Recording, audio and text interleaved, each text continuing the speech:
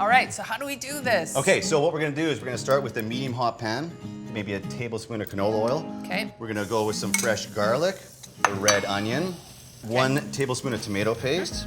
We're gonna go with our fresh tomatoes, but you can use canned tomatoes, a little bit of salt, a little bit of fresh pepper. Add our chicken stock, our navy beans. Of course, we're going to be adding our lentils. The lentils. You're gonna wanna let them simmer until they're tender. Can you hear that nice Yeah. sizzle? It's all about the sizzle, baby. Season, maybe 2 ladles of the marinara. So it goes into on the that bowl. bottom, not on the top? You bet. Oh! We're gonna go right onto our white bean and lentil marinara. Oh, yeah.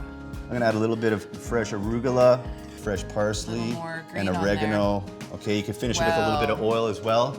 And there you have it. That looks delightful.